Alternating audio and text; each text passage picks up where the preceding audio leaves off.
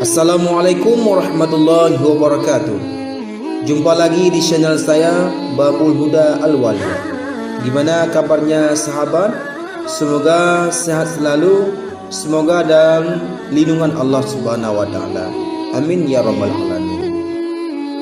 Dikisahkan dalam Al-Quranul Karim, surah Al-A'raf ayat 175 sampai ayat 177.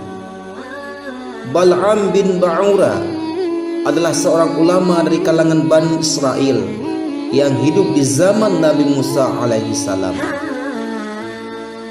Beliau dikaruniai ilmu nama-nama Allah Subhanahu wa taala yang mulia, yaitu Ismul A'zam, dan berbagai kelebihan lainnya, hingga setiap doanya selalu Allah Subhanahu wa taala ijabahkan.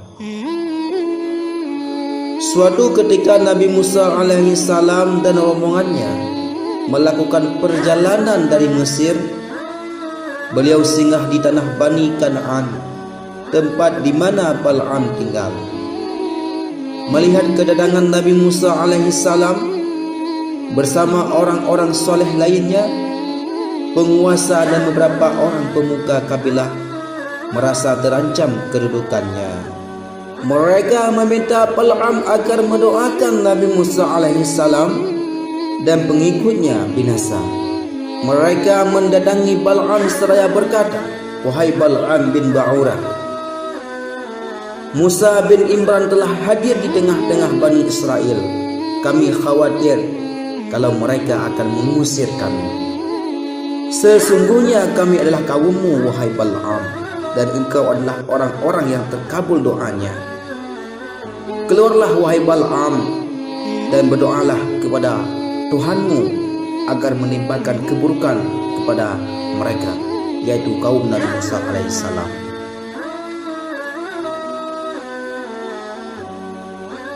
Pada awalnya Bal'am menolak. Beliau menyadari kalau Nabi Musa alaihissalam adalah utusan Allah Subhanahu wa taala yang berada di jalan kebenaran. Karena itu tak mungkin baginya memusuhi Nabi Musa dan pengikutnya. Bal'am bin Ba'ura berkata, "Celakalah kalian. Nabi Allah Musa itu dijaga oleh para malaikat dan orang-orang beriman. Bagaimana mungkin aku mendoakan keburukan atas mereka? Sedangkan kelebihan yang aku miliki ini juga dari Allah Subhanahu wa taala, Tuhan Nabi Musa. Jika aku berdoa kepada Allah Subhanahu wa taala supaya menolak Musa berikut orang-orang yang menyertainya, niscaya lenyaplah dunia dan akhiratku, wahai kaum." Tetapi karena dahsyatnya bujuk rayu sang penguasa yang akan memberikan harta dan kedudukan padanya, istrinya pun goyah dan meminta agar Bal'am menerima tawaran tersebut.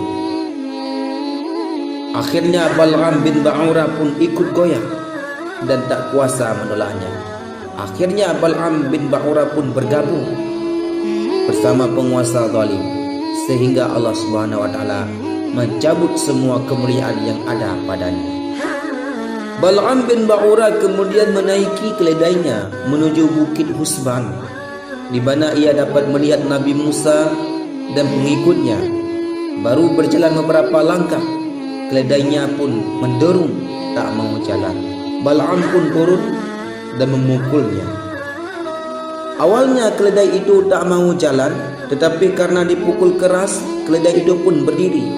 Baru berjalan beberapa langkah, keledai itu pun berhenti. Lalu dipukulnya kembali hingga berdiri. Selanjutnya keledai itu terus menolak, tak mau jalan. Ketika ia kembali menyiksa keledainya, maka Allah Subhanahu wa taala mengizinkan keledai tersebut berbicara padanya. Keledai itu berkata, "Celaka engkau wahai Bal'am. Kemana engkau hendak pergi? Tidakkah engkau melihat para malaikat di hadapanku menolak? Apakah engkau hendak pergi kepada Nabi Allah Musa dan kaum mukminin untuk mendoakan keburukan kepada mereka? Niscaya lenyaplah dunia dan akhiratmu, wahai Bal'am." Namun Bal'am bin Ba'ura yang sudah bergabung dengan penguasa zalim itu tak peduli dan terus memukulnya. Allah Subhanahu wa taala membiarkan keledai itu berjalan hingga sampailah di hadapan Nabi Allah Musa alaihissalam dan kaum Bani Israel. Kemudian Bal'am pun mulai mendoakan keburukan kepada Nabi Allah Musa alaihissalam dan para pengikutnya, tetapi tidaklah ia mendoakan keburukan kepada mereka, melainkan Allah Subhanahu wa taala memalingkan lisannya sehingga mendoakan keburukan kepada kaumnya. Tidaklah ia mendoakan kebaikan kepada kaumnya, melainkan Allah Subhanahu wa taala memalingkan lisannya sehingga mendoakan keburukan kepada Nabi Allah Musa dan Bani Israel. Melihat doanya yang terbalik, kaumnya pun langsung protes. Wahai Bal'am bin Ba'urah, apakah engkau tahu apa yang engkau lakukan? Engkau hanyalah mendoakan kebaikan kepada mereka, yaitu kepada Nabi Allah Musa, dan mendoakan keburukan kepada kami. Bal'am bin Ba'urah menjawab, inilah yang tidak aku kuasai. Ini sesuatu yang telah Allah tentukan kepadaku. Kemudian lidahnya menjulur sampai ke dadanya. Lalu ia mengatakan, sekarang telah hilang dariku dunia dan akhiratku. Tidak tersisa lagi selain makar dan tipu daya.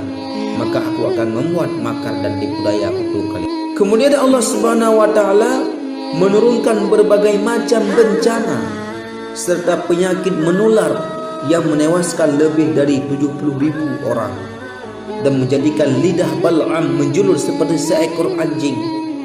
Begitulah kemurkaan Allah Subhanahu wa taala terhadap penguasa zalim dan ulama yang rela menjual agamanya demi harta dan kedudukannya.